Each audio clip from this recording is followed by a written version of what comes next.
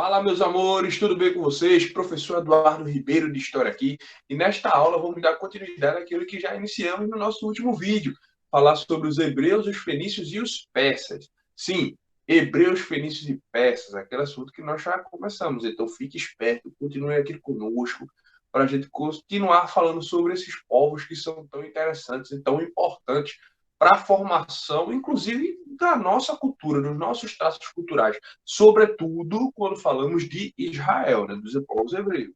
Então, sobretudo estes, têm uma influência muito grande na nossa sociedade até hoje, tá certo? Na nossa aula passada, a gente deu introdução a Israel, falamos sobre a história dos patriarcas, dos juízes, dos reis, ainda que falamos mais dos patriarcas e dos juízes. Certo? A gente deu uma atenção maior a este processo. Hoje a gente vai dar uma aprofundada na parte dos reis, para a gente poder começar os povos fenícios, tá certo, pessoal? Retomando de forma rápida o que já falamos naquele outro vídeo, se você ficar com alguma dúvida, volta lá, assiste, depois volta aqui e confere este, certo? A gente falou sobre esse momento do patriarcado, sobretudo com o início, através da chamada do profeta Abraão, quando ele foi chamado, ele se chamava só Abrão, depois é que ele teve o seu nome alterado pelo próprio Deus. E a Bíblia diz o seguinte, já que é um documento histórico que nós temos para falar sobre essa trajetória do povo de Israel. Então, se você crê na Bíblia, a Bíblia é um documento histórico, sim. Se você não crê, você não vê religiosidade nela, você não consegue ter ela como uma regra de fé e prática, também não tem problema nenhum. Independente de você crer ou não, é inegável afirmar que ela é um documento histórico, um documento antigo, e que retrata a historicidade de um povo. Então, assim, independente das questões de fé, é um documento histórico que, inclusive, os historiadores consultam em determinados momentos, sobretudo para falar da história de Israel, certo? E de alguns povos da antiguidade, que são registros que nós temos. Então, na Bíblia, no livro do Gênesis, capítulo 12, é o nosso primeiro grande registro, né, sobre o profeta Abrão, depois chamado Abraão, quando Deus diz a ele: olha, Abraão, sai da sua terra, da sua parentela, e vá para um lugar que eu te mostrarei. E Abrão, ele sai movido por fé, certo? Ele sai movido pela chamada de Deus, quando Deus diz a ele: eu vou fazer de você uma bênção, meu filho. Em você serão benditas todas as famílias da terra. Ele sai da cidade de Ur, que ficava lá na região da Suméria, ou seja, na Mesopotâmia, e ele começa a peregrinar. Tudo isso a gente já falou no vídeo anterior, tá certo? Então, a gente tem um período da peregrinação, depois tem a sucessão de Abraão, né, pelos seus filhos, Isaac, Jacó, até toda aquela trajetória que houve uma grande fome até em Canaã, na Israel e naquela região que posteriormente seria chamada de Israel. Eles descem para o Egito, fazem alianças com os povos ixos, que naquele momento controlavam o Egito antigo, se estabelecem por lá, e depois que o faraó egípcio ele volta a governar, porque antes a gente estava vivendo nesse período da dinastia dos faraós egípcios, quando o faraó egípcio de verdade ele volta a governar, aí é onde se inicia o período de escravização dos povos hebreus, momento esse que eles passam em média de 400 a 480 anos escravizados, algumas datas diversas, certo? Depois, como também já falamos no nosso vídeo anterior, só estou fazendo a retrospectiva, essas pessoas elas saem, lideradas por Moisés, de dentro do Egito, e vão peregrinando pelo deserto por mais ou menos mais 40 anos até chegar novamente na terra de Israel.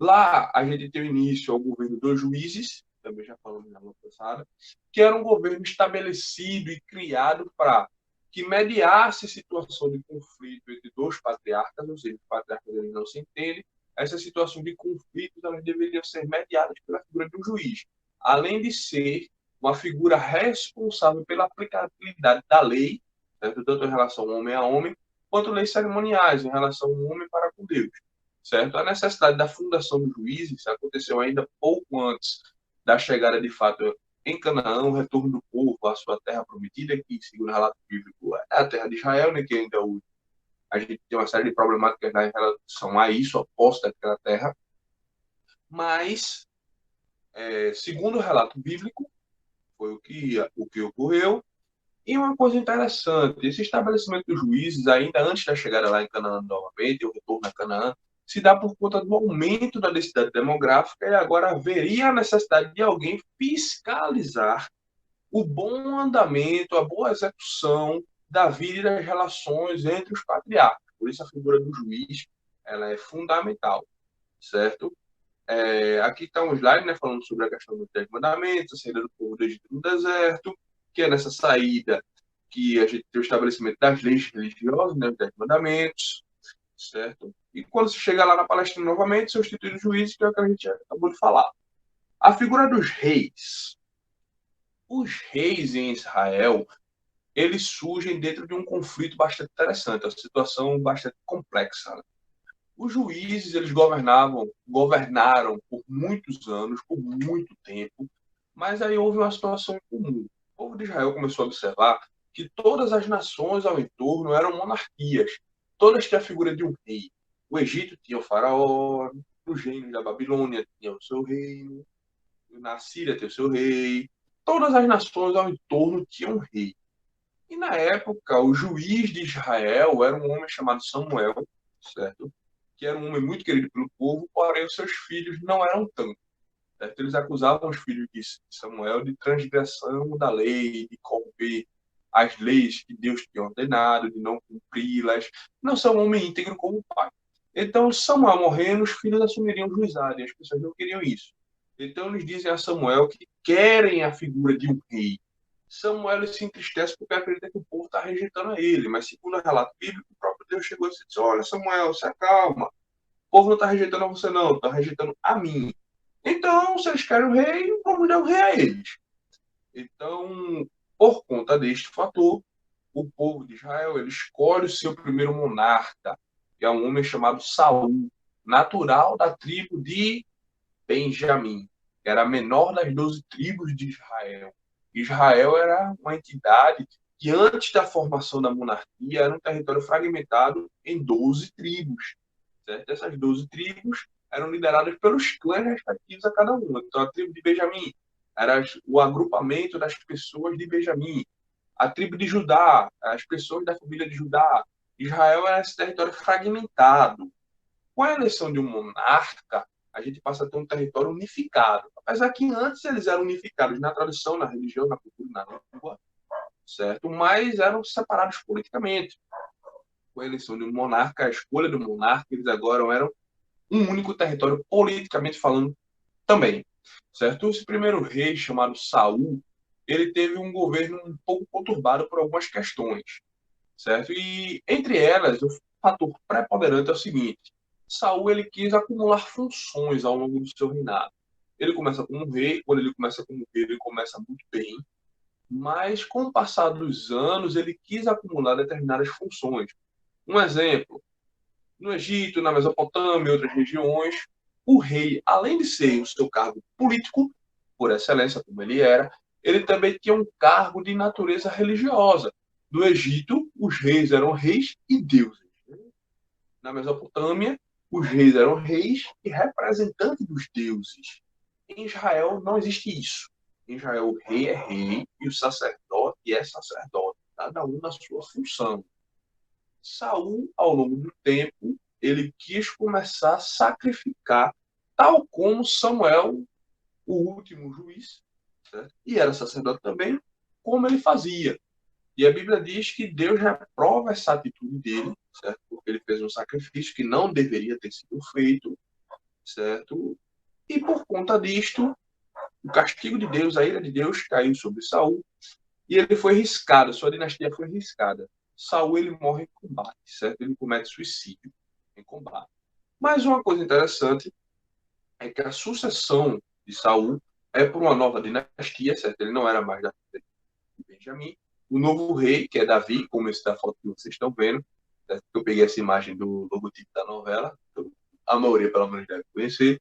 Davi ele é da tribo de Judá, certo? E ele é o rei provavelmente mais conhecido da história da Bíblia, certo? Davi, ele que ganha algumas alcunhas, né, como homem segundo o coração de Deus, o homem que era filho de Deus, certo? Ele tem algumas alcunhas, ele tem alguns feitos interessantes, como por exemplo, é o cara que conquista a cidade de Salém e posteriormente altera-se seu nome para Jerusalém, certo? E ele transforma essa cidade na capital do reino. Jerusalém passa a ser a capital do reino. Mas, como todos nós somos mortais, ninguém vive para sempre, Davi morre. E ele é sucedido por seu filho Salomão. Salomão ele tem um reinado muito próspero, certo? Ele foi um homem muito próspero. Nasceu de Salomão um projeto de construir o grande templo de Deus, o templo do Senhor. E ele realiza esse projeto. Mas no final da sua monarquia, no final do seu reinado, Salomão teve alguns problemas de natureza religiosa, certo? Ele se desviou dos caminhos inicialmente que tinha aprendido, religiosamente falando, certo? E isso custou ele alguns problemas que terminam com um reinado um pouco conturbado, politicamente falando, certo? Isso vai gerar o problema do cisma, ou seja, o que é um cisma? Separação do reino. Vamos lá. Quando Salomão morre, Salomão, filho de Davi, morre, o filho dele assume, Roboão. E Roboão, ele vê a situação de Israel com impostos muito altos, porque o pai dele construiu o grande templo do Senhor, como eu tinha dito. Para fazer uma construção precisa de dinheiro público. Dinheiro público vem de impostos, e impostos o rei cobra, né? Então Israel estava muito com uma carga tributária muito alta. As pessoas queriam que aquela carga tributária fosse reduzida. E Roboão ele vai se consultar com os sábios. Os sábios dizem ele, olha meu filho, vem cá. Meu filho, veja só. Entenda, meu amor, entenda. Baixa os impostos, tá demais. A carga tributária está muito alta. O povo não aguenta isso. Seu pai aumentou para poder construir o templo, mas você não é seu pai e o templo já está construído. Reduz a carga tributária, é mais bonitinho. Ele disse, tá certo. E depois foi se consultar com os amigos. Quando ele chega nos amigos, disse: E aí, pessoal, o que é que vocês acham? Os amigos: Meu irmão, você é o rei, cara. Que é isso? Baixar imposto e baixar imposto pra quê? O povo tem que pagar é muito para poder luxar. Esse é mesmo, né? É, homem, deixa de besteira, vai baixar imposto para ajudar as pessoas. Deixa de besteira, me roubou. Me poupe, viu? Isso é isso mesmo. Puxa. E aí, quando ele faz o seu primeiro pronunciamento, o seu primeiro discurso, ele fala o seguinte: que o dedo midinho dele seria mais pesado que toda a cerviz do pai. Aí isso gera uma revolta coletiva. Ou seja, o dedo midinho dele, né, o que ele cobraria de imposto seria mais pesado do que todo o corpo do pai.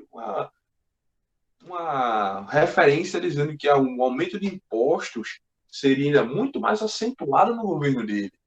Aí a gente tem um problema sistemático grave, certo? Porque o povo se revolta, um homem chamado Jeroboão, ele consegue manipular algumas pessoas, monta uma resistência e o resultado é o cisma, certo? O reino ele se divide, certo? Em dois. A parte sul, que era a menor parte, só comportava duas tribos, certo? Passou a se chamar Judá. E a parte norte continuou a se chamar Israel, certo? O reino ele se divide. E eles ficam divididos por muitos e muitos anos, certo? A parte norte depois, né, como vocês podem ver no slide, vai ser conquistada pelos assírios e a parte sul pelos babilônicos. É o chamado cativeiro da Babilônia, que é muito famoso na história de Israel, certo? Depois os persas eles conquistam a Babilônia e libertam os judeus, tá certo? Então, isso é um resumão da história de Israel para ficar mais fácil de nós entendermos. Se perguntassem, professor, qual é a parte mais importante, o maior legado que Israel deixou para a nossa sociedade hoje? Eu diria, sem sombra de dúvidas, a religião, como eu já tinha dito na aula passada. A religião hebraica, que é o judaísmo, certo? Ela é muito importante porque influencia depois o nascimento, o surgimento do cristianismo, que vem do judaísmo, e o próprio Islã também é uma dissidência do judaísmo e do cristianismo. Mas todas as três principais religiões monoteístas do mundo, elas vêm parte do mesmo ponto, que seria Israel. Bom, pessoal, o legado cultural, como a gente disse, né? Todas essas três principais religiões monoteístas do mundo, certo? De uma forma geral, elas devem a Israel. Esse é o principal legado cultural, tá certo? Bom, no nosso vídeo de hoje encerramos Israel e no próximo vamos falar sobre os fenícios, certo? Que é um outro povo muito interessante. Então, um beijão para vocês, um abraço, certo? Que tudo de bom. Qualquer dúvida, deixa nos comentários, tá certo? Para mim vai ser um prazer ajudar vocês. E tchau, tchau.